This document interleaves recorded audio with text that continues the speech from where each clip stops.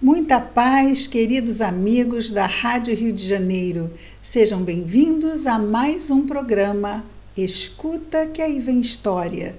Meu nome é Cristina Brito e aqui juntos vemos as histórias e casos contados pelo espírito Humberto de Campos, o irmão X, que nos trouxe essas histórias através da mediunidade de Chico Xavier e atualmente estamos vendo as histórias do livro Pontos e Contos, publicado pela Federação Espírita Brasileira.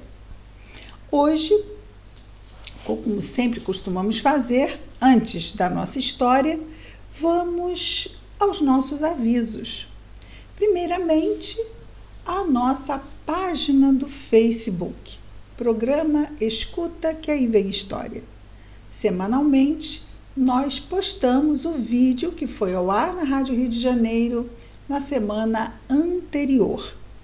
Então, é mais um recurso, mais uma oportunidade de estarmos participando do programa e também ajudando na sua divulgação, curtindo a página, compartilhando com os amigos. Nós sempre agradecemos muitíssimo a ajuda na divulgação do programa, já que o programa faz parte da grade da Rádio Rio de Janeiro e também é uma divulgação do Evangelho e das obras espíritas do nosso acervo, que é tão rico, principalmente da mediunidade de Chico Xavier. Também gostaríamos de lembrar aos amigos o site da Rádio Rio de Janeiro, valiosíssimo, www.radioriodejaneiro.am.br. Lá, no site da Rádio Rio de Janeiro, podemos estar acessando os últimos programas que foram ao ar, não apenas do Escuta que aí vem história, mas os demais programas da grade da Rádio Rio de Janeiro. Também lá, nós podemos ter informações sobre o Clube da Fraternidade. O Clube da Fraternidade é uma oportunidade que temos de colaborar na manutenção da nossa Rádio Rio de Janeiro. Sabemos que a nossa rádio está no ar com a sua riquíssima programação, em virtude da colaboração de todos os ouvintes da Rádio Rio de Janeiro. Então, somos nós mesmos nos ajudando a mantermos a rádio viva. E lá no site da rádio nós temos as informações como colaborar para participar do Clube da Fraternidade. Então convidamos os amigos a irem lá e se informarem. Muito bem, queridos amigos. Hoje a nossa história é a de número 25 do livro Pontos e Contos. E o título da história é Simeão e o Menino.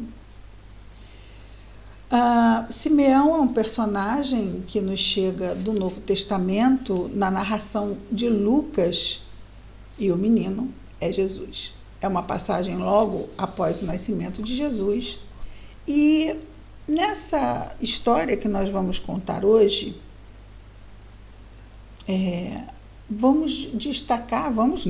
Humberto de Campos, vai destacar algo muito importante para a nossa reflexão, aprendizado e prática diária.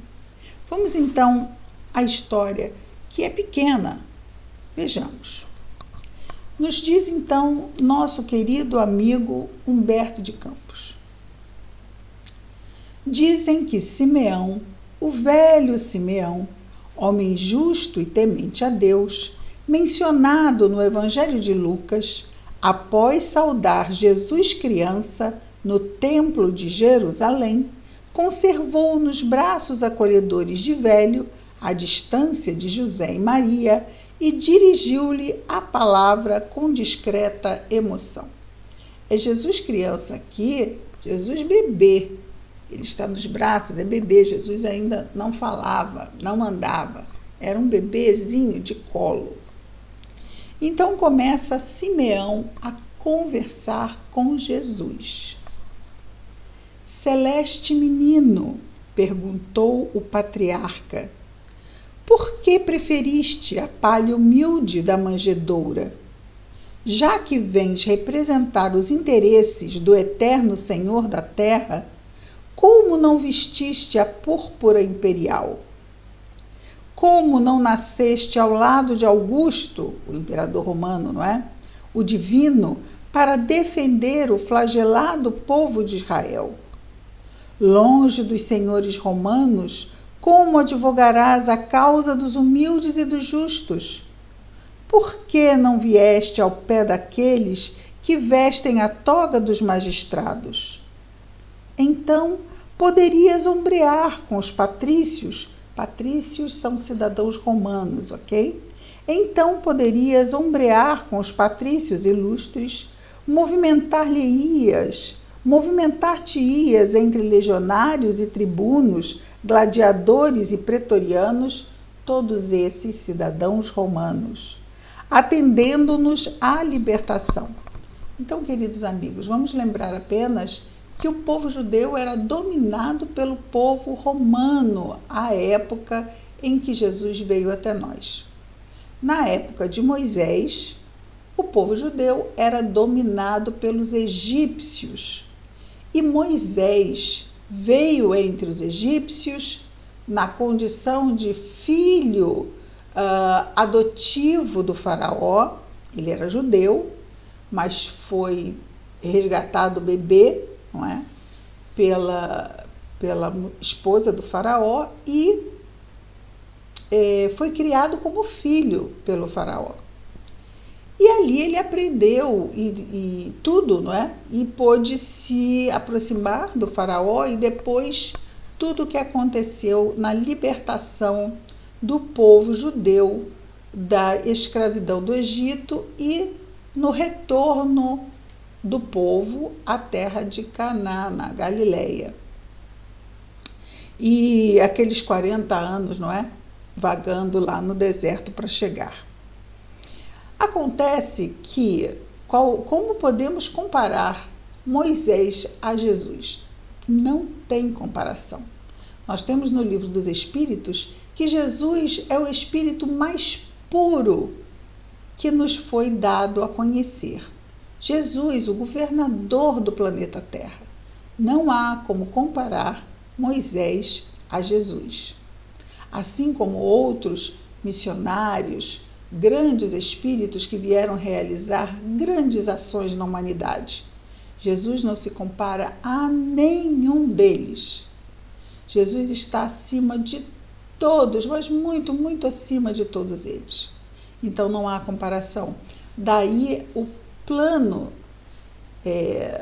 vamos chamar assim, o plano da vinda de Jesus à Terra não traziam os mesmos objetivos temporais, ou seja, os objetivos de Jesus não estavam limitados àquele momento que a humanidade passava.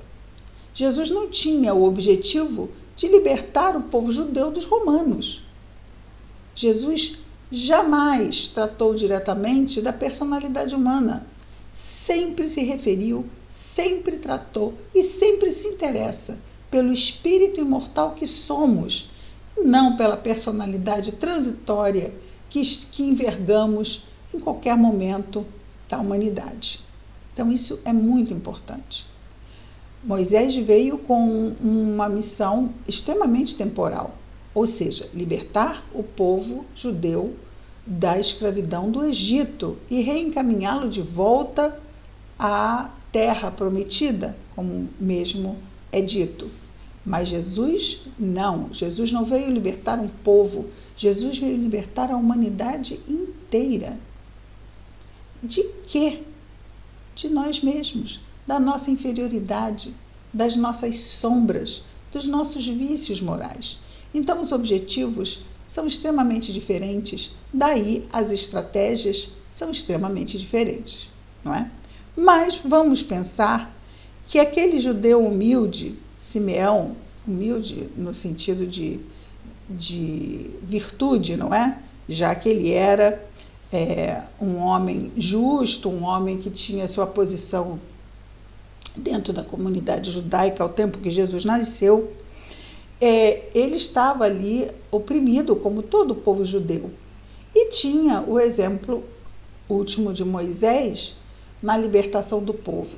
E assim como também outros da sua época não entendiam, não interpretaram. Quando Jesus foi recebido em Jerusalém, naquele domingo de Ramos, pelo povo que o saudava como libertador, como aquele que iria libertar o povo judeu das garras romanas. E quando logo percebeu que não era isso que ia acontecer, abandonou Jesus. E na sexta-feira posterior, Jesus estava sendo crucificado, totalmente abandonado, por incompreendido por todos.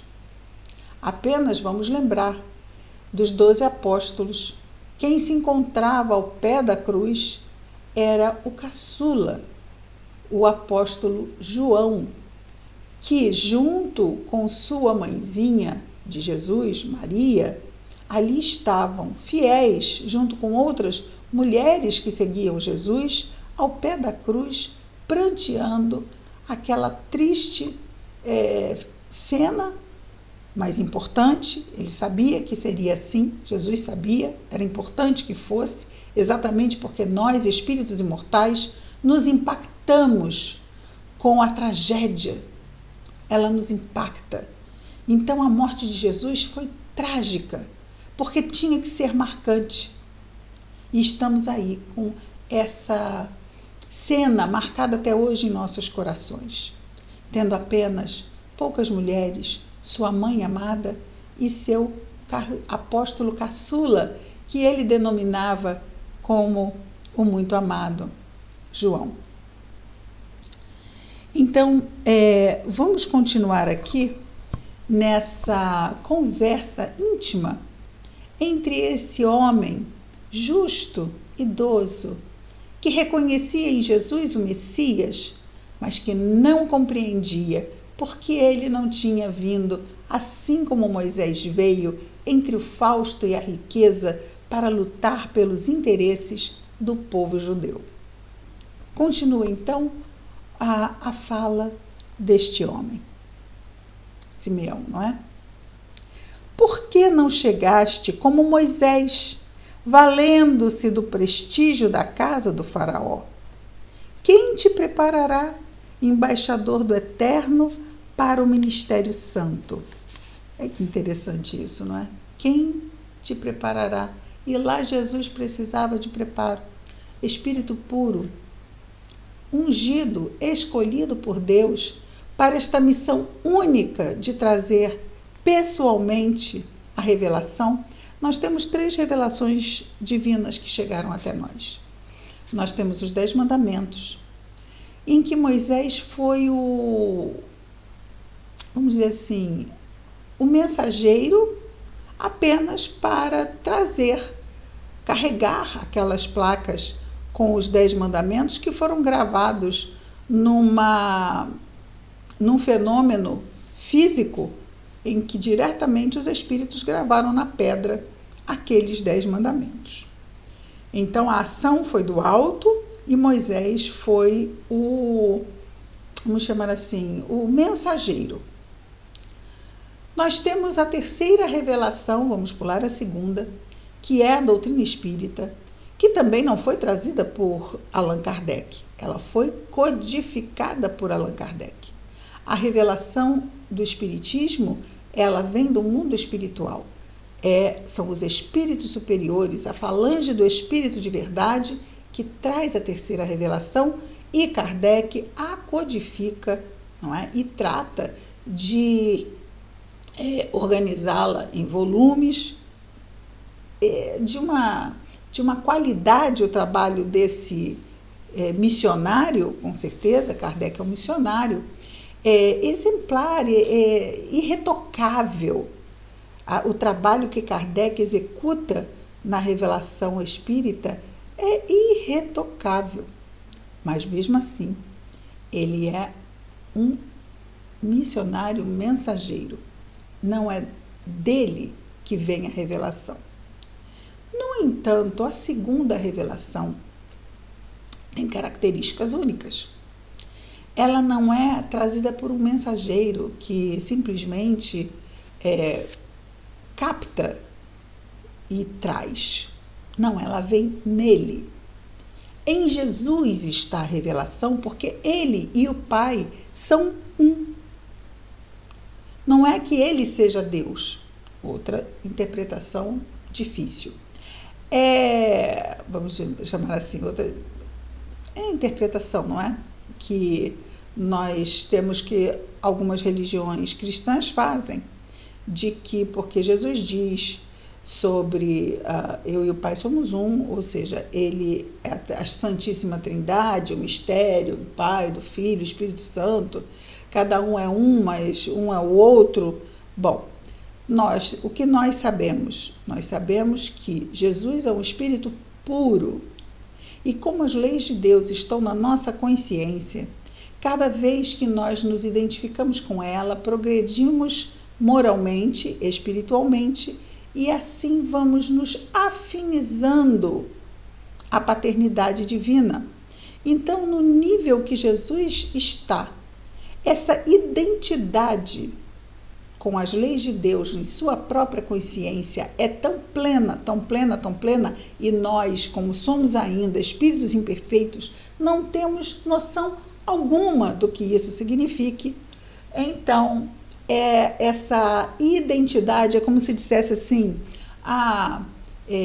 fulano é a cópia, ou fulano, e falando com fulano e falando com o pai de fulano é a mesma pessoa, porque eles são muito afinados, mas não são a mesma pessoa.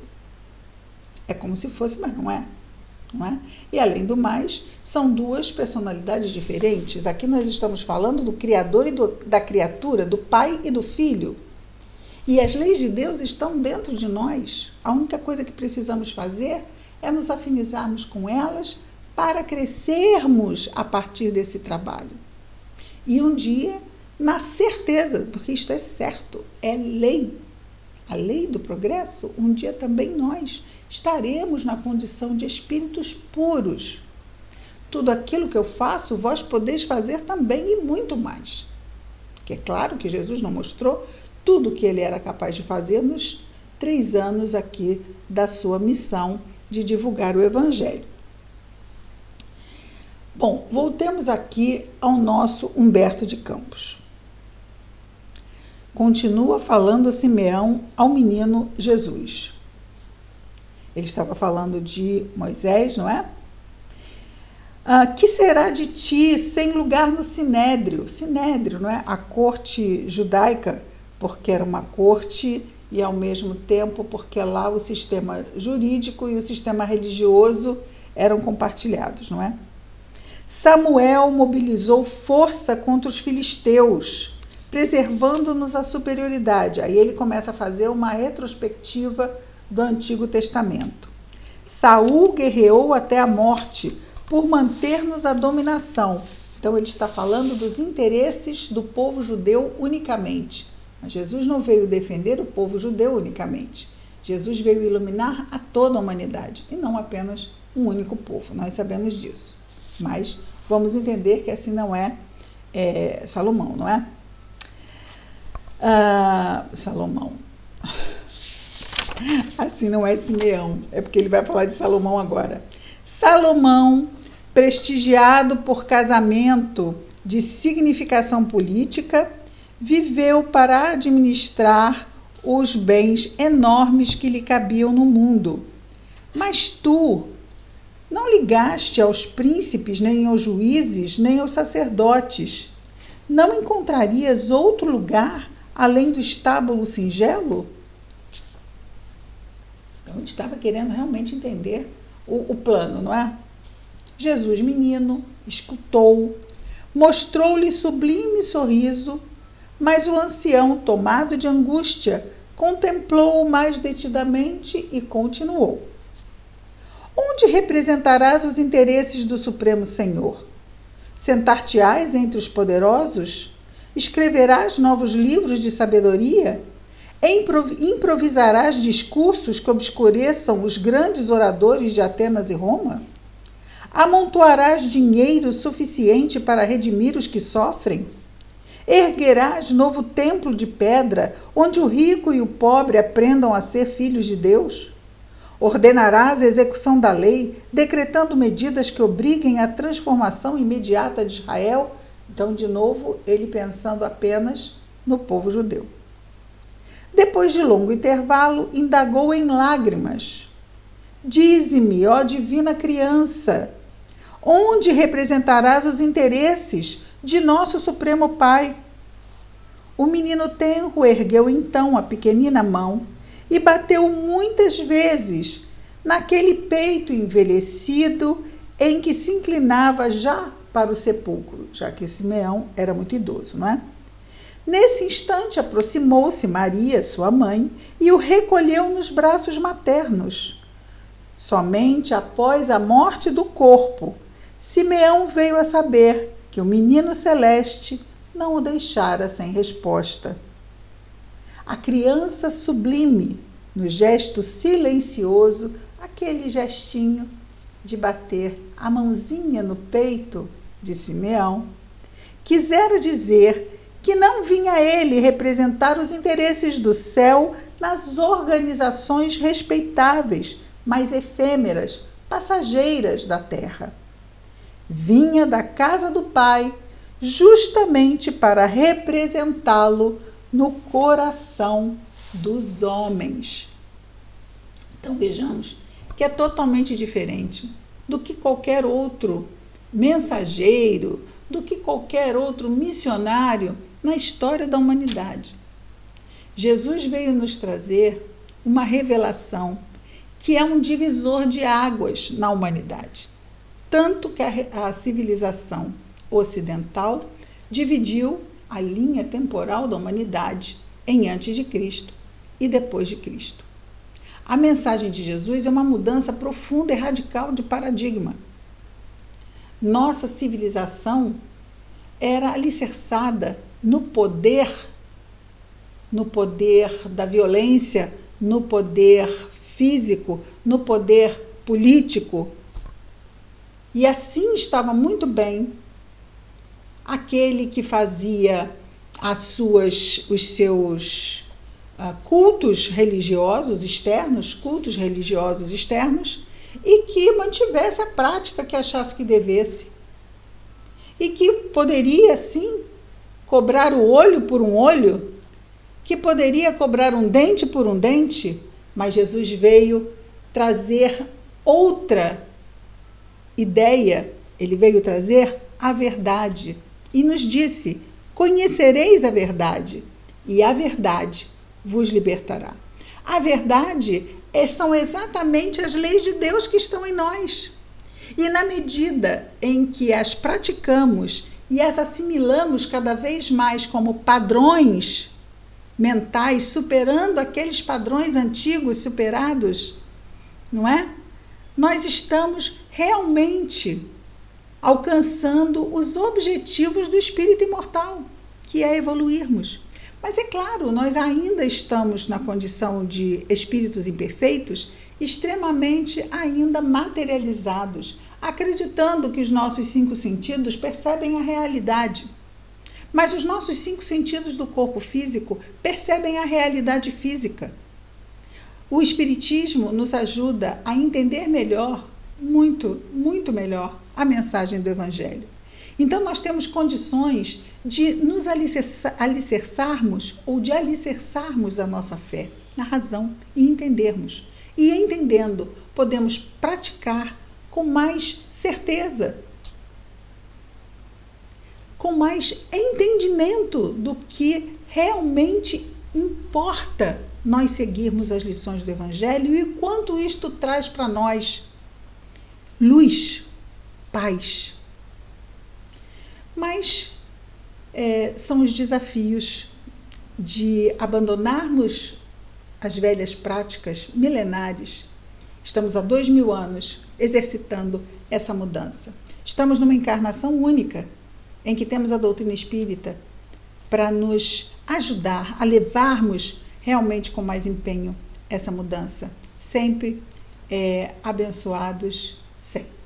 sempre todos nós da humanidade, por Jesus, que é o Senhor de todos e não apenas dos cristãos. Que Jesus continue nos abençoando. Semana que vem estaremos de volta com mais um programa Escuta, que aí vem história, livro, Pontos e Contos. Muita paz a todos.